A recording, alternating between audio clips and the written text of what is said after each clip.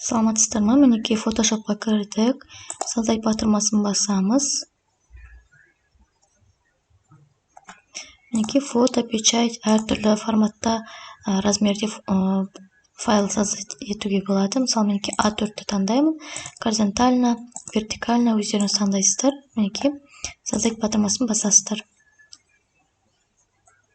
Мінекей ашылды. Мында құрал саймандарымыз барлығы тұр. Егер құрал саймандарыңыз жоқ болса, окноға кіріп, өздеріңіз қосып алсаңыздар болады. Мінекей ең басты слои, цвет, параметр, инструменты осы керек. Сосын историяны шығарсаңыздар болады. Бұл жерде біз қандай қызметтер жасағанымыз, қандай жұмыс жасағанымыз барлығы осы жерден шығып отырады. Керегіңіз болсын, мына корзинаны басып отырасыздар. Мінекей коррекцияны бассақ, мінекей әртүрлі фотоның яркость, түсін барлығын өзгерту үшін осы коррекцияны қолданамыз. Слои, мында тағы бір фото қосатын болсақ, екінші фото болып түседі, екінші слой болып түседі. Мінекей құрал саймандарымыз, ең қажеттісі, мінекей перемещение ең қажеттісі, пипетка түстерді таңдау кезінде, сосын мінекей точно восстанавливающая кисть, сосын штамп, ластик, заливка, лумпа, текст, сосын мынада фигура қоятындар, осылар ең басты құралдар болып табылады. Мына жақтан түсімізді өзгертеміз. Мінекей енді текст қояйық, текстті басамыз. Мінекей бір шертсеңіздер текст қосуға болады.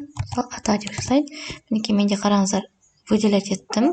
Сосын текст дегенге бассақ, панельге кірсек, панель символовтан мына жерден жирный қылып өзгертсеңіздер болады. Болмаса мына жирный өзіңіз қалаған түрін таңдай бересіздер.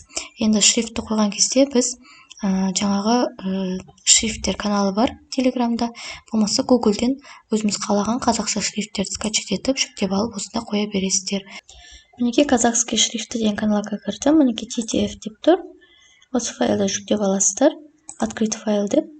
Установить десеңіздер. Установка жасалды. Мінекей шығып, Photoshop қосылып тұрған болса, өшіріп қайттан кіресіздер. Сол кезде бізде жаңағы шрифтіміз жүктеліп тұратын болады.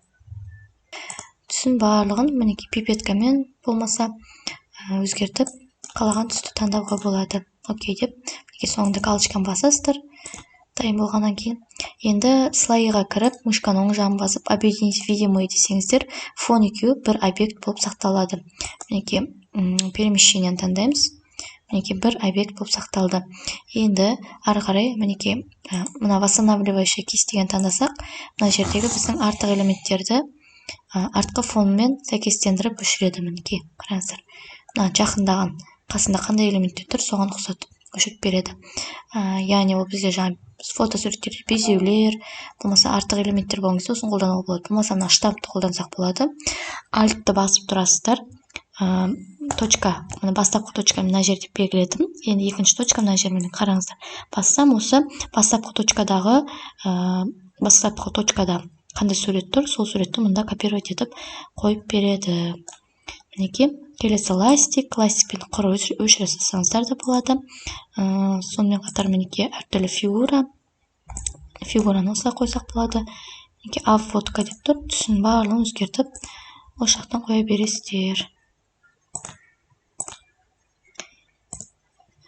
Мінекей квадрат тұр, квадратты басып, осында фигура, контур, мінекей контур қылып өзіңіз қалағандай қосуға болады.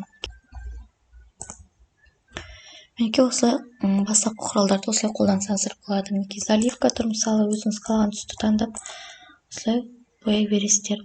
Енді сақтайтын кезде файл, сохранить как деп, мінекей тип файла деген жерден Photoshop десеңіздер, Photoshop форматында сақталады, сохранить дейсіздер.